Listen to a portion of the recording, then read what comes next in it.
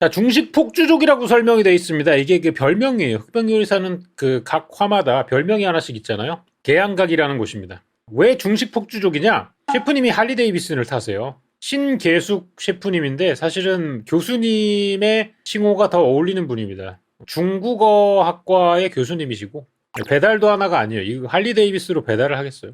뭐 먹는 거 좋아하시고 즐기시고 중국 문화 연구도 많이 하시고 그러신 분이에요. 그래가지고 이제 중식 폭주족이라고 설명이 되어 있습니다. 실제로 폭주를 뛰시는 건 아니고요. 해화역 근처에 있습니다. 여기 메뉴를 한번 볼게요. 제가 아까 이야기 드렸잖아요. 아무에게나 추천하기 어려운 레스토랑이다. 메뉴판을 보시면 셰프님의 철학이 좀 보여요. 자, 일단 볶음밥 18,000원, 산차이 탕면 15,000원, 그 다음에酸라탕 32,000원 스프.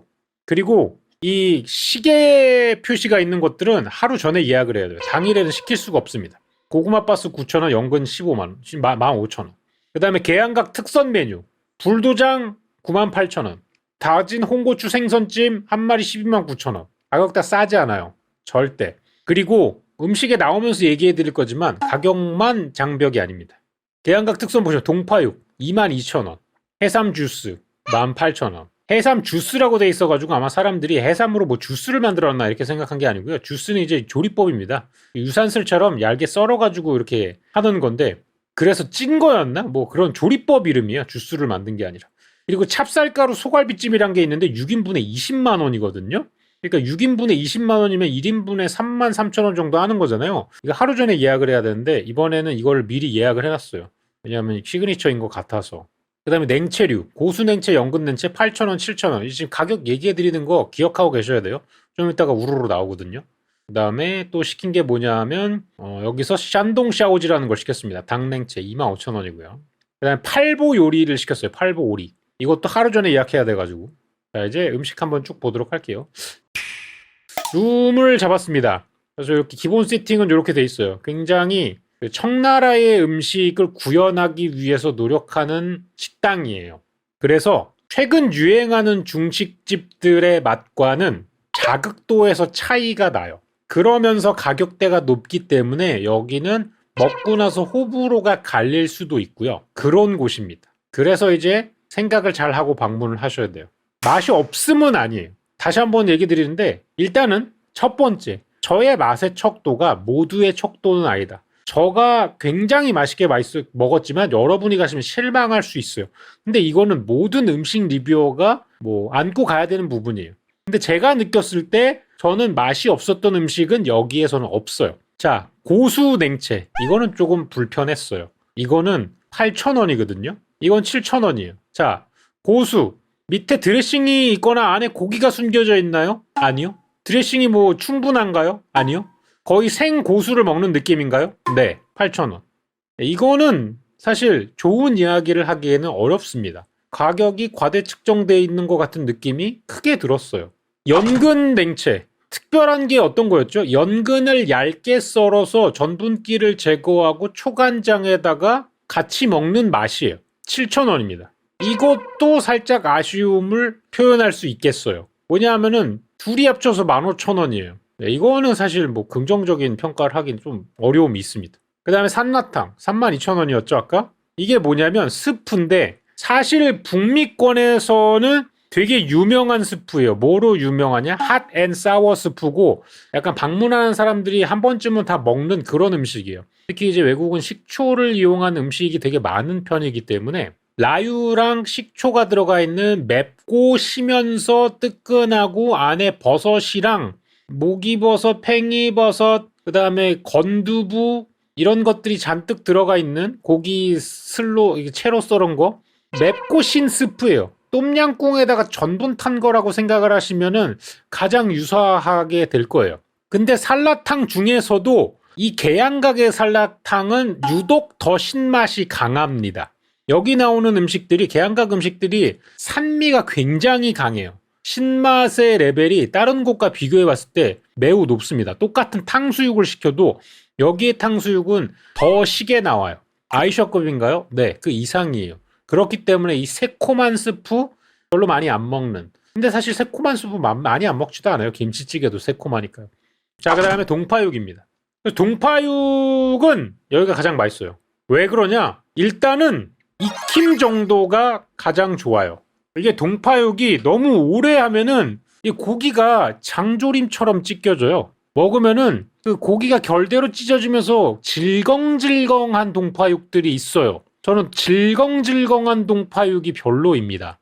이 비싼 돈 들여가지고 먹는 것 치고는 장조림을 먹으면 화가 나잖아요. 저 예전에 일할 때도 그 브레이징 비프 이런 거에서 드리면 소고기 장조림 왜 이렇게 비쌈? 막 이랬거든요. 저도 똑같은 얘기 하는 거예요, 지금. 네.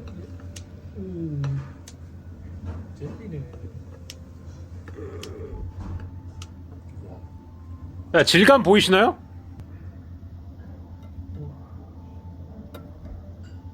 자, 먹어본 동파육 중에서 이게 가장 맛있었습니다. 부들부들부들.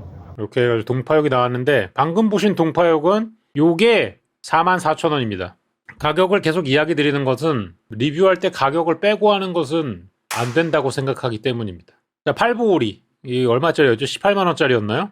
이것은 오리 한 마리를 통째로 뼈를 다 발골을 한 다음에 안에다가 속을 채워서 다시 구운 거예요. 여긴 가슴살 쪽이고 여긴 다리살 쪽이에요. 그래서 호리병처럼 나왔는데 실제로는 한 마리고요. 스토핑이 들어가가지고 안에 이렇게 구워낸 것이에요. 여기 보면 뭐 그 약밥이랑 찰밥이랑 뭐 다른 재료들 고기 잘게 다져놓은 거 이런 것들이 들어가 있습니다. 실제로 이제 안에 거를 이렇게 퍼먹으면은 요런 느낌이에요. 구운 삼계탕 같은 느낌이죠. 삼계탕은 이제 삶은 거고 얘는 구운 겁니다. 육수로 지은 밥 이런 것들을 집어넣어가지고 구운 거예요. 이거 맛있습니다. 이게 슴슴허이 너무 짜지도 않고요. 약간 좀 먹으면 어떤 느낌이냐면 맛있는 닭죽 먹는 그런 느낌인데 오리여가지고 조금 더 이제 그 지방기가 농후하게 퍼지기도 하고요. 은은하게 느껴지는 이 감칠맛이 굉장히 좋아서 아무 생각 없이 계속 퍼먹다가는 진짜 하루 종일도 퍼먹을 수 있는 그런 맛이에요. 닭죽을 먹으려고 18만 원을 쓰는 건 약간 좀 에바기 때문에 이 호불호가 좀 갈릴 수 있다. 그 다음에 나온 건 이제 이게 뭐냐면 닭 냉채 요리인데 닭을 이제 바삭하게 구운 다음에 마늘하고 냉채 소스랑 해가지고 나오는 요리예요. 그래서 이렇게 먹는 겁니다. 조리가 잘 되어 있고요. 마찬가지로 간은 슴슴허이. 근데 먹다 보면은 신맛이 강하게 올라와가지고 저는 많이는 못 먹었어요. 그 다음에 얘가 20만 원짜리예요. 이게 20만 원 어치예요. 20만 원 어치. 찹쌀 가루 소갈비찜입니다. 9가지 재료가 들어간 특제 소스에 숙성시킨 최상급 한우 갈비를 찹쌀 가루에 버무려 쪄낸 소갈비 요리예요. 이 지금 안쪽에 보시면 약간 좀 희끄무리하게 고기같이 나온 것들이 이제 그 갈비입니다. 이 갈비랑 찹쌀가루랑 같이 쪄가지고 그 겉에 부분은 약간 뭐라고 해야 되나 좀 쫀득쫀득한 그런 약간 떡과 밥의 중간 같은 질척한 진밥 같은 그런 느낌이거든요. 근데 이 진밥이 갈색으로 돼 있잖아요. 이 갈비에 되어 있는 그 특제 양념을 찹쌀이 다 먹어가지고 갈비맛 나는 찰밥이 된 거야. 그치, 약밥인데 갈비 육수랑 간장 양념이랑 요런 것들로 이제 익혀낸 찰밥이라는 거지. 실제로 그런 느낌이었고요. 이 고기 자체는 고기 맛이 강하게 나진 않아. 왜냐하면 익는 과정 중에 고기의 육즙이나 감칠맛들이 전부 다 그 찹쌀 쪽으로 약간 좀 힘을 뺏긴 느낌이었어. 갈비의 전투력을 찹쌀에 어느 정도 그 뺏겨가지고 찰밥이 맛있어진 거지. 먹어보면은 자 이거는 여기 먹으러 갈만합니다. 가격이 조금 무섭긴 하거든요. 1인분에 33,000원 정도 하거든요.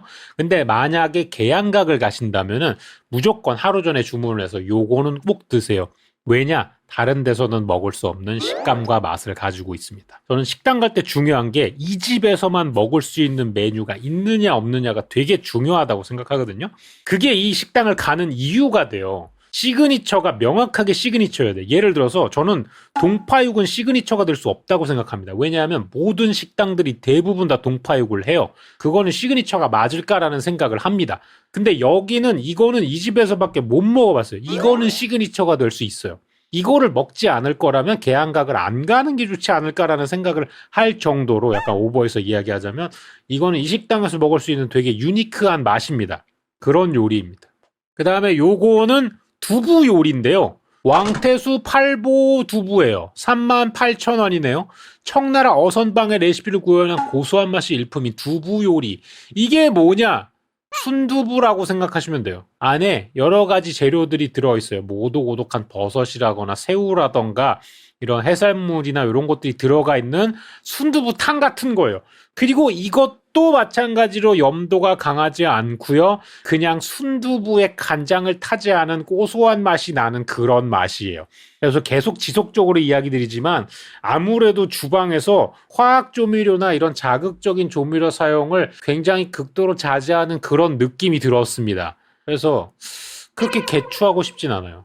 누가 사준다고 하면 가세요. 자, 요거는 뭐냐? 배추찜이에요. 사실 이것과 유사한 메뉴를 저는 T&B미에서 먹어본 적이 있어요. 알고 보니까 중국에서는 굉장히 흔한 메뉴라고 하더라고요. 중식 전문가, 중식 스페셜리스트 용형의 얘기에 따르면 이 배추 위에다가 새우 같은 것, 건새우 같은 거를 올리고 찐 요리는 중국에서는 굉장히 대중적이고 유명한 요리 중에 하나다. 그런 느낌이에요. 동치미인 줄이라고 하셨잖아요. 맞아요. 카라미가 똑같은 얘기했어요. 어디 무슨 고깃집에서 나오는 사발로 주는 동치미인 줄 알았어요. 라고 얘기하더라고요. 그래서 보시면 이렇게 그냥 두부를 찐 겁니다. 건새우를 올려가지고 쪘기 때문에 건 해산물에서 나오는 감칠맛 이런 것들이 있거든요. 이런 것들이 섞여져가지고 그냥 시원한 맛입니다. 그 다음에 이제 그 유포면 같은 스타일인데 이건 어떤 메뉴냐면 비빔면이 기름으로 비빈 유포면 기름면 같은 게 하나 있어요. 여기는 없네? 여긴 없어. 여긴 없는데 면이 원래 하나 더 있어요. 주식에. 이 메뉴판이 업데이트가 안 된 것 같은데 그래서 맛이 어땠냐? 그냥 굴소스 볶음면 같은 맛이에요. 사실 고명이 아무것도 없어요. 보이는 그대로의 맛이. 이게 그 酸차이 탕면인데 약간 그 酸차이가 백김치 같은 묵은지 같은 그런 거래요.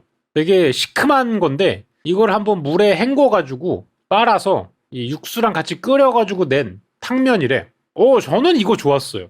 이거 은근히 중독성 있던데요. 한번 헹군 묵은지 같은 거에서 나는 酸차이니까 묵은지라고 하진 않겠습니다. 그냥 아무 생각 없이 먹으면 되게 그냥 깔끔하고 담백하고 맛있게 먹을 수 있어요. 저는 이거 좋았습니다. 저는 이거 추천이요.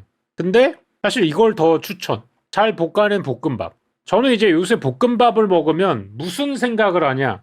용형의 볶음밥을 이길 수 있을까? 못 이겼어요, 사실. 제가 먹은 볶음밥은 여전히 용형이 만든 게 훨씬 더 제 입맛에는 맞아요.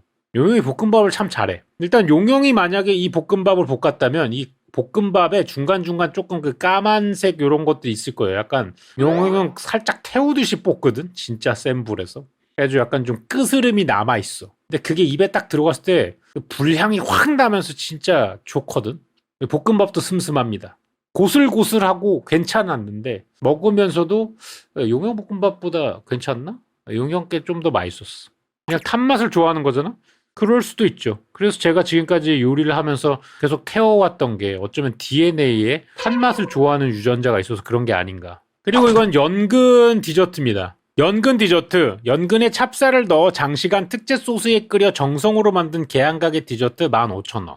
이 연근 안에다가 저 찹쌀을 채우시기 위해서 젓가락으로 일일이 하나씩 집어넣었다고 이야기를 해주셨는데 저는 공감하지 못했어요. 왜냐면 그 요리에 대한 고생이란 건 결국 이제 좋은 맛을 위해서 하는 것인데 맛이 있지 않았어요. 가장 아쉬웠던 부분은 뭐냐면 너무 연근이 두껍게 썰어져 있어가지고 그걸 계속 씹어서 계속 우걱우걱 서걱서걱한 걸 씹어야 되는 게 아쉬웠다. 그리고 디저트인데 사실 디저트란 것이 먹으면 어느 정도는 입이 정리가 되고 그래야 되는데 그 연근을 씹는 느낌 때문에 입안에 그 전분질 같은 느낌이 잔뜩 있어서 먹을수록 텁텁해지는 디저트였다. 아쉽네요. 그래서 오늘은 흑백요리사 시즌2를 맞이해서 많은 컨텐츠를 진행하는 첫 신호탄으로 중식폭주족님의 계양각을 가보았는데요. 저는 재방문할 의사가 있느냐라고 얘기해 봤을 때 재방문할 의사가 있는데 재방문해서 그러면 뭘 먹을 거죠? 라고 했을 때 일단 이 갈비찜 이거는 우리 가족들한테 한 번씩 먹여봐도 좋을 것 같은 맛이었고요. 그리고 동파육 하나 정도 한 덩어리가 2만 원이거든요. 하나 정도 시켜가지고 이제 식감을 보시는 정도는 좋을 것 같고요. 그 다음에 요거 산차이 탕면 괜찮았고요. 그런 느낌이었습니다. 흑백요리사 2 대항각 후기였습니다.